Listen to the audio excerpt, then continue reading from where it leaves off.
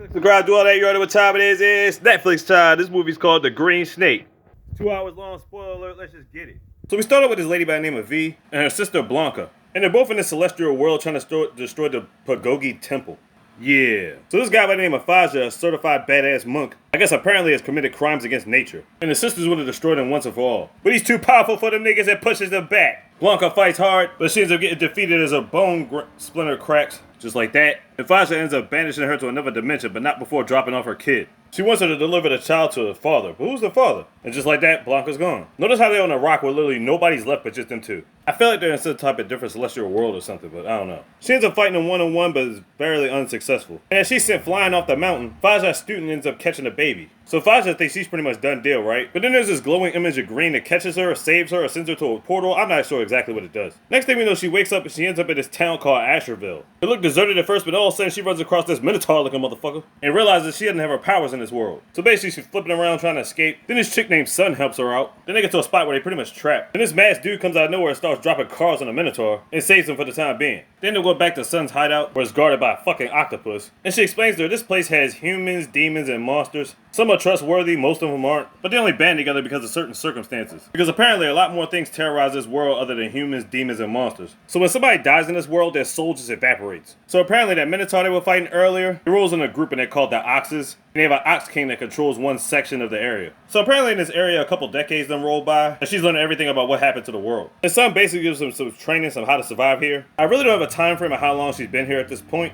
but she knows she's gotta get out of here and save her sister. But then they see the Ox crew coming and they try to take over territory, but more specifically, their base of operations. But before that happens, they got some type of turf war. One crew is led by this guy named Simon, another crew is led by the Ox King. So he don't want to fight, but he's ready to get the beef on the cracking. But while the girls are trying to escape, they end up fighting one of the oxes and lands right in the middle of the beef. V wasn't able to get up in time, and Sun got done deal deaded. That's it for her, her soul evaporated. V about to fuck shit up. The ox grabbed him, but V bangs off, done deal deads his ass. That's right, she ain't playing that shit. The ox can't ready to cause ruckus at this point. Then our masked man lets off a single shot and stops that shit. Only momentarily, but then something else happens. These flying soulless niggas on the attack, what the heck is this? And the beef is silent for a minute, everybody got scattered. During the scatter, Simon ends up taking V with her. Simon ends up taking V on a supply run, but they gotta go to this area that only she can go to, because I guess they only take humans up there or something like that. So while they're in their little stroll, they getting chased by monsters, but they're able to get to the all good area and fall back. Now why is that? Because for one, it's neutral territory, and apparently nobody wants to fuck with the Fox Lady. Now who the heck is the Fox Lady? They'll find out as soon as they get inside. When they get inside, the masked man's there too. What's he doing there? Well, apparently he was purchasing his bone flute from the Fox Lady. There she is. Now the Fox Lady tells them about desires and being obsessed with stuff. There's a magical whirlpool that can take them off of Asherville, but it comes at a price. Then she takes our crew to the whirlpool. Now she says if you look into the pool, you'll see your biggest obsessions. And if you dive in, it's supposed to take your memories away and your soul and stuff like that, so you won't have to worry about being there. I got the feeling she's some like celestial god or something. This one guy's looking into the water and it shows his fear about passing tests and stuff. And apparently he's not ready to jump in. Then you got this one lady looking in. We don't know exactly who she is, but apparently her obsession has something to do with a man and true love and whatnot. She puts it all aside, dives right in. It looks crazy how the hands grab up and take her obsessions away. It's like it's basically sucking out of her soul. It makes you wonder if these people are really dead and they're just looking for forgiveness or something. I'm not gonna lie, at first I was completely baffled by this. And by the way, these random dudes are the Fox Lady's henchmen. I don't know what that has to do with anything, but yeah. You see her soul rising, I guess she was able to find inner peace or something. So anyway, when the masked man looks into the water, his obsession is cloudy because he can't remember his mission or what he's supposed to be doing. Then V goes to look down, and we knew she was obviously going to see her sister Blanca. But we knew she wasn't going to dive in because she didn't want to forget. So anyway, Simon and V and they're about to ride back to the spot. Then all of a sudden, some type of Dark Phoenix Kappa bird just tortured the whole damn city. Like, what in all of the fuck is this? They're like, fuck this shit, we gotta go back into the temple and hide. Then on top of that, these soulless motherfuckers are chasing after him. Now if you get bit by one of these things, you turn into them and your soul is completely lost. Our people was made it to the elevator, but eventually one of them got bit. This motherfucker's about to change up soon. They got out the elevator and scatter before he fully changes. After a fight where the masked man almost gets bit, Simon chops this fucker's head off. Apparently that's the only way you kill him. Damn, what are they supposed to be, zombies or something? Anyway, so they about to go back to the city even though it got burnt up. They gotta figure out who's still alive. But Simon don't want to go nowhere until he sees this guy's face. He saw it, then reluctantly, he decided to take him with us.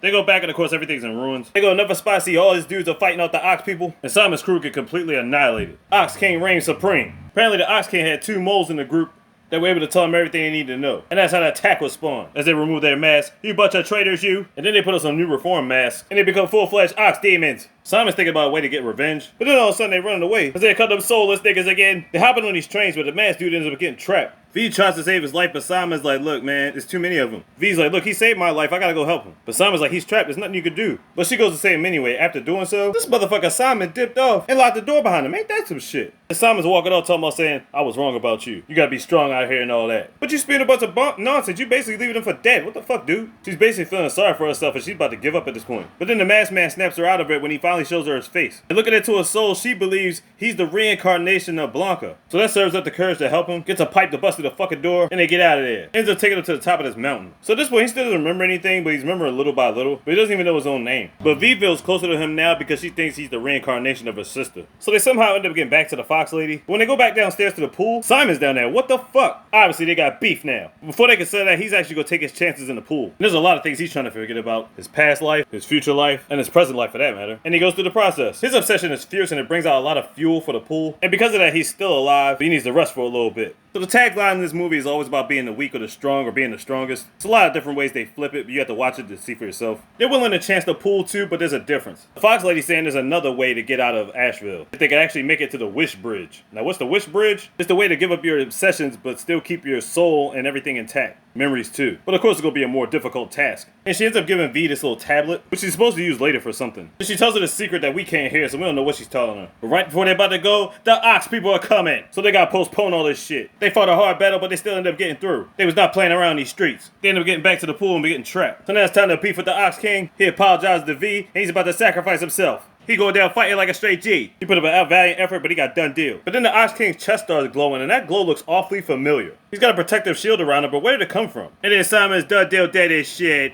Then after V gets captured, the Ox King removes the masked man's mask. So apparently with these masks, you could change it to anything you could possibly imagine. So who is this guy under the mask? So basically with these masks, the Ox King be able to track people down. And it made it seem like he was a spy the whole time. So technically this kid is not the reincarnation of Blanca. And V feels betrayed once again. But he only worked with the Ox King because the Ox King saved his life at one point. Yeah, it's some wild shit. So he lights up the mask, you thinking to yourself, oh no, he's gonna turn into one of them ox demons. But when he put the mask back on, it turned back into his regular face again. So what does this mean? Is he like a pure soul or something? Well, the Ox King wasn't having this shit and knocks him straight to the ground. But then the Fox lady does something unexpected. She ends up diving into the water herself. She turns to this huge fox and it causes a giant whirling typhoon, giving a chance for our heroes to escape. So after they escape, she asks us a question like, who are you really? But the thing is, he doesn't even know. I'm thinking he's some type of entity or something. But it turns out it doesn't even matter to her at this point. At this point, she blames herself. She still ends up taking this guy along. She gives this speech about relying on other people. She needs to be strong for herself. Then she reflects on what the Fox lady told her. Basically, they go back to the city so they can get to the Wish Bridge, and they run across this golden tree. After they get there, they're in contact with this crazy-ass train. And what the Fox lady gave her was a ticket so she could hop on this train. I'm guessing that's what she told her when she whispered in her ear. And there's a chick driving a car, and she's talking about destiny and whatnot. Basically, she leads them upstairs. She's got to go through this vortex or portal. She went in there and got pushed out. Now, apparently in this world, she was only in there for a second. But when she was on the other side, she was in there for like 5 hours. So what's on the other side of this portal? The Pagogi Temple. But she's about to fight Fahai once again. So before they fight, he tells her that the hair and the ox are connected. He gave him that glowing shield. So when he needs Ashura, his soul and everything will be intact and he can go back to his home world. He wants to claim it as his spiritual duty, but it's like, come on, man. Basically, she wants to finish him off once and for all, so they had the fight of all fights. The Grey Snake versus the Dark Phoenix. And she gets beat a lot of times and she still goes back in. So this fight technically has been ongoing for like 20 years at this point. And he finally whips his candy ass and the Pagogi Temple's finally destroyed. Done deal. And with that also goes the powers from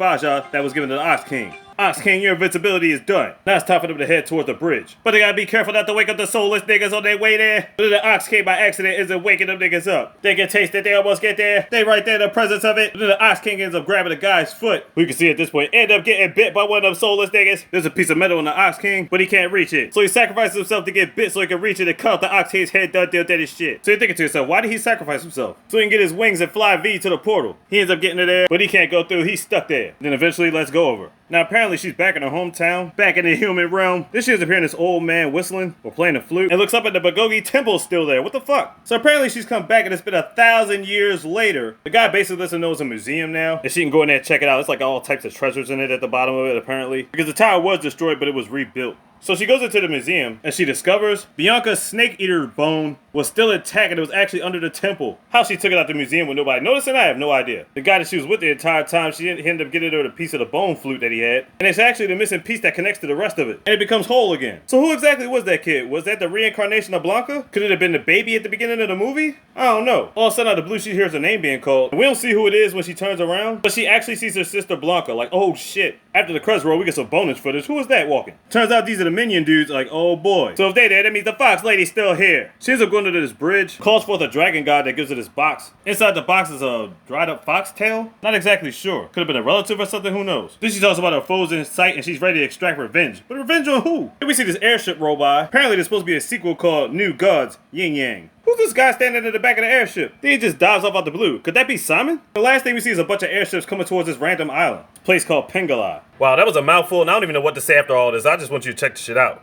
Green Snake on Netflix. Check it out. Like, gotta do all that. You already know what time it is. Look, these y'all easy best. Nah, big. You got that slogan.